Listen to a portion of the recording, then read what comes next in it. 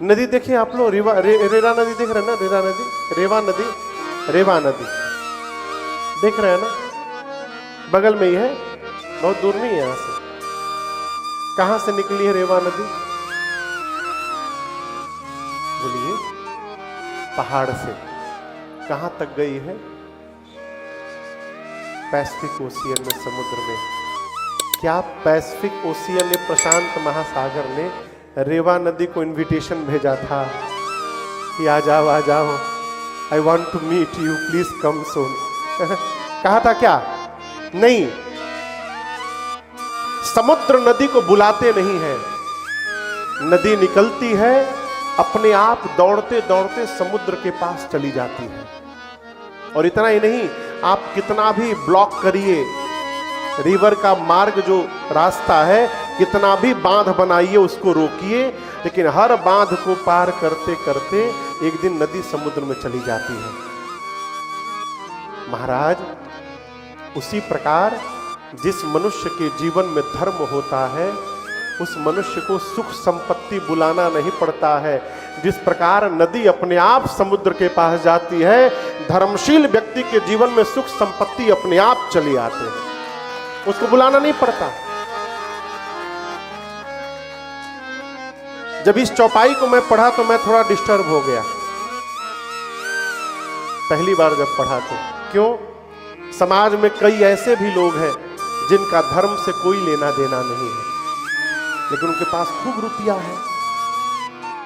आप भी देखे होंगे, जो धर्म से कोसों दूर है लेकिन खूब संपत्ति है।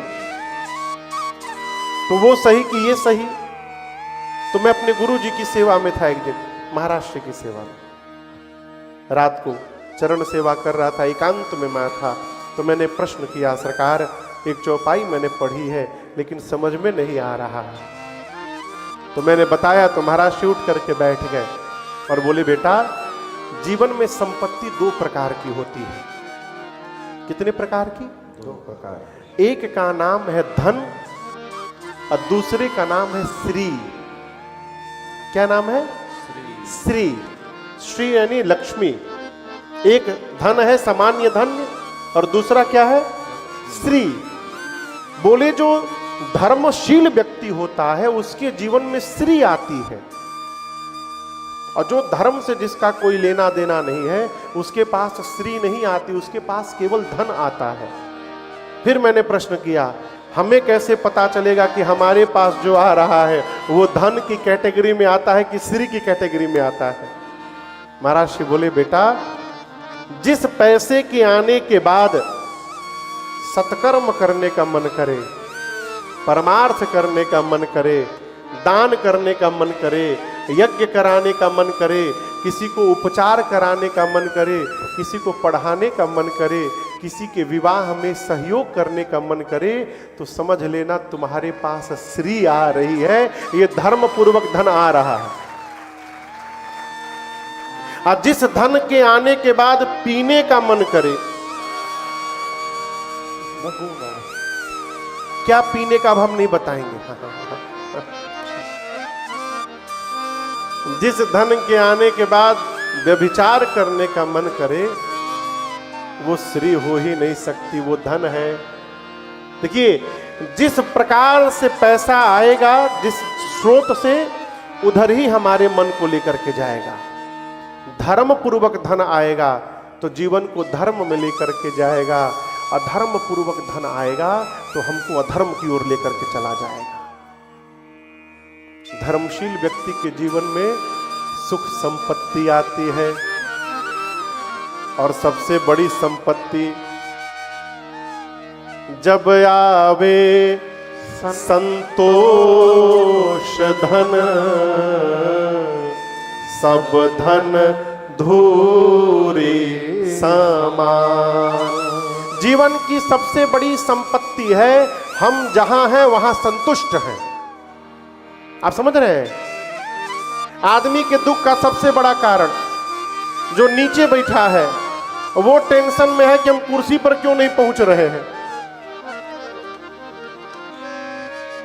कुर्सी वाला टेंशन में, हमको यहां मंच पे सोफा क्यों नहीं मिल रहा है। आज जिसको मंच पे सोफा मिल गया है वो परेशान है। 5 मिनट के लिए हमको माइक मिल जाता तो हम वो कुछ बोल देते। आप समझिए, हमारे दुख का सबसे बड़ा कारण है हम जहां हैं उसको एक्सेप्ट नहीं कर रहे हैं, जहां पहुंच नहीं सकते उसकी कल्पना कर रहे हैं, यही हमको दुख देता है। कथा कहती है जीवन की सबसे बड़ी प्रॉपर्टी है एक्सेप्ट करिए। आपको भगवान ने जहां रखा है, एक कथा है हमारी, भजन है एक, अरे जिंदगी की डोर सौंप हाथ दीनानाथ के, जिंदगी की डोर सौंप हाथ दीनानाथ के। आप अपने जीवन की डोर भगवान के हाथ में सौंपिए। किसके हाथ में? भगवान के हाथ। महाभारत का एक प्रसंग सुनाऊं आपको। एक दिन मां द्रौपदी भगवान श्री कृष्ण पर रूठ गई। किस पर? कृष्ण भगवान पर। बोली तुम भाई हो, तुम्हारे रहते मेरे 5 पति हार गए खेल में, तुम किस बात के भाई हो? तुम भगवान हो, भगवान तो कुछ भी कर सकते। यदि तुम भगवान हो, मुझे भाई बहन मानते हो, तो मेरे पति हारे कैसे? बहुत क्रोधित हो गई द्रौपदी। अंत में भगवान ने कहा बहना, तेरे 5 पति यहां बैठे हैं, इनसे पूछ बारी बारी से, क्या जब ये खेल रहे थे तो मुझे याद किए थे? तुम्हारे 5 पति में से किसी ने याद किया था मुझे? किसी ने याद नहीं किया। जब दुर्योधन ने कहा कि हमारी ओर से पासा हमारा मामा शकुनी फेंकेगा, तो तुम्हारे 5 में से कोई तो कह सकता था कि तुम्हारी ओर से यदि शकुनी फेंकेगा तो हमारी ओर से हमारा कन्हैया फेंकेगा। मैं फेंकता पासा, फिर देखता कौन जीतता है और कौन हारता है। तुम्हारे किसी पति ने मुझे याद नहीं किया। यही हमारी स्थिति है। हम कार्य प्रारंभ करते तो भगवान को याद नहीं करते। जब अपना दिमाग लगा के कार्य को गाजूर माजूर करके फंसा देते हैं, तब भगवान से प्रभु संभालिए। काहे संभालिए? नौकर है का संभालिए? काहे संभालिए? तुम फंसाए हो, तुम संभालो। इसलिए कथा कहती है कार्य प्रारंभ करने के पहले हैंडओवर हो जाइए। आपन तेज संहारो आप, यही कहता है अरे जिंदगी की डोर सौंप हाथ दीनानाथ के। लेकिन इसके बाद यदि आपने हैंडओवर कर दिया, फिर उसके बाद भगवान महलों में राखे चाहे, झोपड़ी में बास दे। आप कंप्लेन नहीं कर सकते हैं। समर्पण है तो पुरुष, ये नहीं कि हमारे मन का हुआ बहुत बढ़िया, अब मन का नहीं हुआ भगवान ने बिगाड़ दिया। नहीं, हैंड ओवर हो गए तो भगवान जहां मन करे वहां रखेंगे। आप तो केवल एक बात कहिए, अरे धन्यवाद निर्विवाद राम राम कहिए, जाहि विधि राखे राम ताहि विधि रहिए। अरे सीताराम सीताराम सीताराम कहिए, जाहि विधि राखे राम वाही विधि रहिए। मैं एक नया वर्ड देकर जा रहा हूं फिजी में। मैं सुबह चर्चा कर रहा था, कोई मिलता है तो क्या बोलते हैं आप लोग? बुला बुला बोलते हैं ना। आज से देखिए, बुला तो यहाँ की सांस्कृतिक परंपरा है, बोलना ही पड़ेगा, लेकिन केवल बुला ना बोलिए। जय श्री राम बुला, राम बुला, सीताराम बुला।